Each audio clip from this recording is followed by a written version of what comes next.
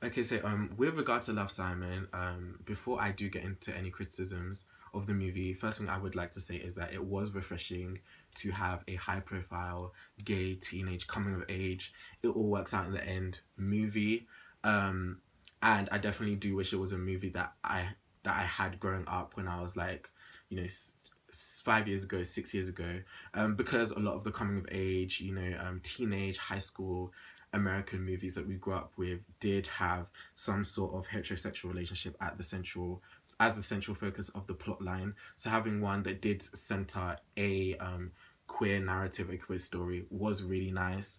Um, However, I am older, I am wiser, I'm bitter. So definitely, even though it would have been something I would have liked to see like 5, 6 years ago, now I'm just, a lot more critical of things. So first thing is that I really would like to decenter the archetypal, attractive, able-bodied white American protagonist, because like Simon in the movie was, this cis white gay man who boy who was grew up in this um like, I wouldn't say wealthy family, but they were definitely comfortable middle class, I'd say maybe upper middle class American family.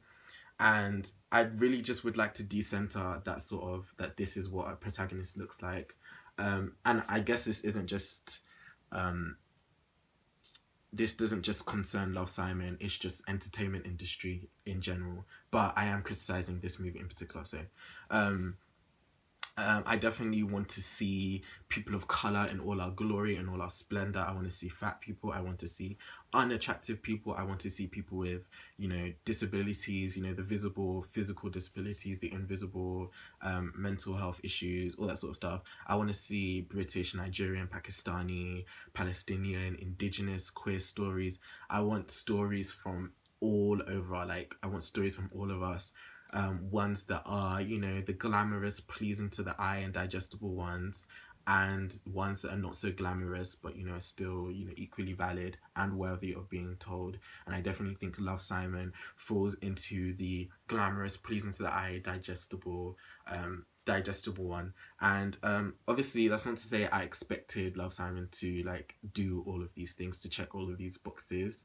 um and also I recognize them. There probably are, loads of, films or independent movies that haven't got big funding or that haven't made it to the big screens that are probably out there. So if there are any, then definitely comment down below. But like, it's just that I think that it would really be nice to have a high profile one that didn't center this sort of protagonist, that took stories from other places, which would really be nice, especially British ones, because yeah. Um, and I do think this obviously goes beyond Love Simon and speaks to wider issues about desirability, politics, colonialism, definitely beauty and consumption. It's basically this idea that the protagonist had to be, a young, attractive, white, cis gay American for the story to be told at all, to get the audience in, to get the funding from whichever network produced the movie. The idea that it had to be this palatable protagonist. And I do think that that's sort of a dangerous narrative, that like with movements, with representation, we have to put the most palatable story first to sort of break the ice, and then we can come in with all the queer stories. And it's like, no, I don't want that. I want, I want the unpalatable ones to, get there first. I don't want like this idea that for people to listen, there has to be the palatable one. I don't really like that idea. Secondly, specifically to the movie, Ethan was, the gay black femme. I definitely think he was an unsung hero of the movie. 10 out of 10. Like, I definitely do want a movie about Ethan. I don't really think they developed his character as well as they could have. I'd go as far as saying that we need an Ethan as the main character of a movie. We need to hear about Ethan. We need to destigmatize Ethan and all other Ethans. And we really need to embrace the storyline of Ethan more.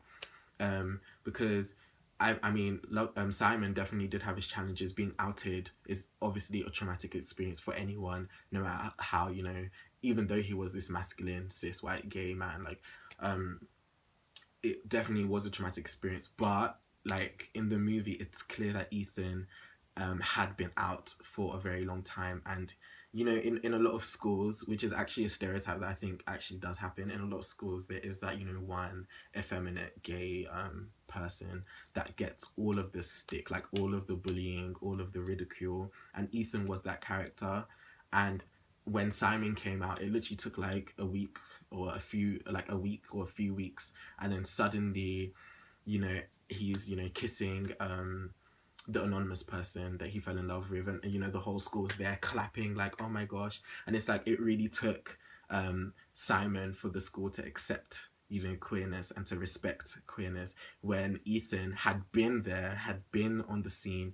And I do think this just speaks to whiteness in general, just like a person of color, particularly a black person, can really do something, can really like be there making the most noise, and all that has to happen is for some white person, some attractive white person to come along, and then everyone suddenly like, oh my gosh, yeah, you're right.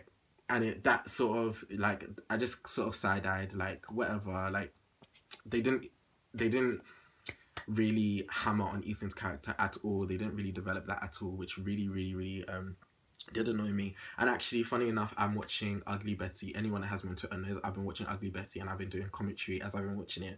And Justin he's like 11, 12 years old. He's Latinx, and he is like this really effeminate queen, like, and he's so talented, really good knowledge on fashion, on pop culture, like such a talented boy. And he's like so self-assured, so confident, and they've really developed this plot line where he's obviously coming into his own, really like talented young boy. And then, you know, his dad, who left, is now back after a year, and he's like, oh, like raging against the mom, like, look what our son has turned into, like our son is like a little fairy now.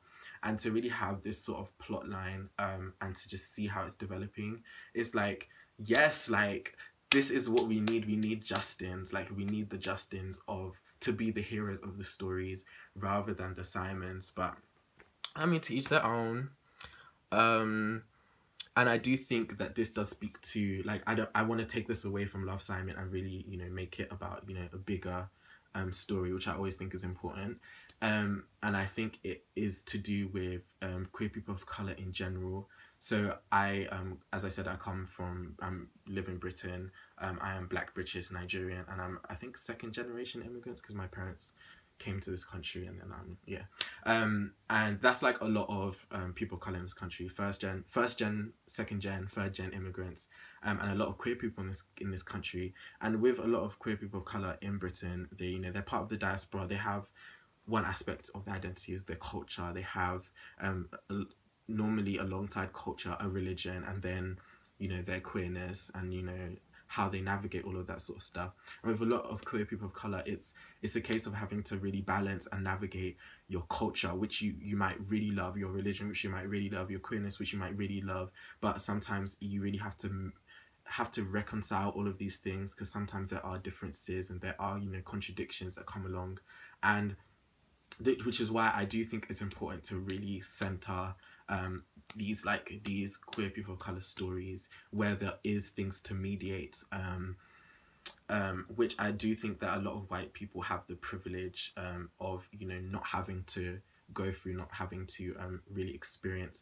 And also, when you are a queer person of colour, having to acknowledge the role that colonialism did play in, it does play in all three parts of that, plays in your culture, that plays in your religion, that plays in your queerness, and having to, you know, balance all of these different things, and being from Britain and all of that sort of stuff. And then this idea that, like, the West is this sort of progressive, you know, place, and there's this binary between West and the rest, and like the others, those are backwards, religious fanatics, anti-queer, and then the West is like this safe haven for all of, and like being a queer person of colour, and like really being like, okay, this is all bullshit, and but like there's this and there's this, and I have to think through this. And that's why I do think having centering stories and narratives like that is important.